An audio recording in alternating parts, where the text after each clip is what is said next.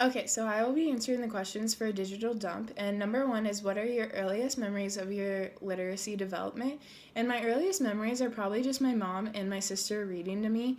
And my sister's about 10 years older than me. And so one or the other would read to me almost every night before bed. We had a ton of books at my house. My favorites were, when I was little, the Berenstain Bear books. I still remember a lot of them. We still have all of them. And so it's kind of fun looking through all of those and seeing what I did like to read. And I remember my sister would always be reading too, and I would just really wanted to be able to read the same books as her so we could talk about it. And so it was always a really positive thing in my house. Number two, what are your memories of learning to read and write? Reading, I think I learned to read before kindergarten a little bit in preschool and just at home because my mom worked with me so much. In kindergarten, we had these little books, and they had about 3 words on each page. And we would read those for a week or two and then read them to our teacher. And if we got to the end, then we could color them. And so that was kind of fun. I remember that specifically, but otherwise, I don't really remember when I learned or how I learned or what I was taught. And same with writing. I remember almost nothing about writing. I don't remember learning to write letters. I don't remember if I liked it or if I didn't, or if I had problems with it or I didn't. So I think that's kind of interesting that a lot of my memories are related to reading. Number three, looking back at your experiences with literacy, what event moment stands out as being overwhelmingly positive? At school, we had accelerated reader, so the AR program, and I'm fortunate to where I like to read, but it was also easy for me. But with accelerated reader, we had boards out in our gym, and each level was across the board, and when you got to a different level, then they would put your name under that level, and your principal would come in and give you a certificate congratulating you making it to that level. And so that was always so fun for me. I'd come home with my certificate, and I thought it was really cool.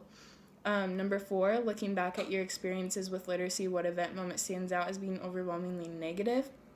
I do remember, I don't know how young I was, but I picked up Alice in Wonderland at our house, and I was trying to read it, and I could read it, but I had no idea what was going on, and I didn't understand anything, and I thought it was weird, and I quit just in the middle of the book. And that's not usually what I do. Even if I don't like it, I usually have to finish.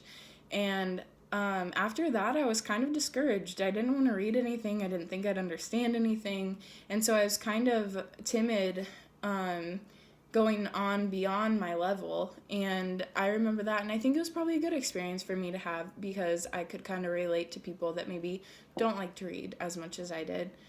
Number five, describe yourself as a reader now. I love to read. I still love reading. I read probably, if not every night before bed, probably 4 or 5 nights a week, pretty often. But it's just stress relief for me, something fun to do. Number six, describe yourself as a writer now. I also really like to write. I journal once in a while, not super religiously. It's not an everyday thing, but once in a while, and I have fun with a lot of creative writing projects. Number six, outline the type of literacy teacher you would like to become. I really just want to be an advocate for my students, and I really want to be a positive influence and show them that I like to read and write too. I think it's really important as teachers to show them that side of you. I'm reading this or I'm writing this, and sharing that with them, because they see you doing that and they think that's cool. But also, I just really want to help find kids kind of what their personal preference is, because there are for sure things I don't like to read, and if that's what I had to read all the time, I probably would not like reading. And so telling them or explaining to them that your friend might like that, but you don't, and really finding something that they would like, I think that would be really important to me. And same with literacy, with writing, just having them having them do projects that they would really like to do, or write about something they really like.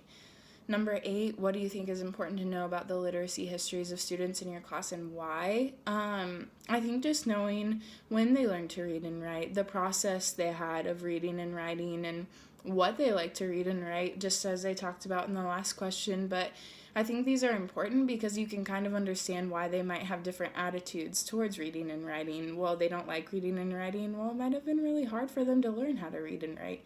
And so I don't blame them for that. And I think that that's why that's really important.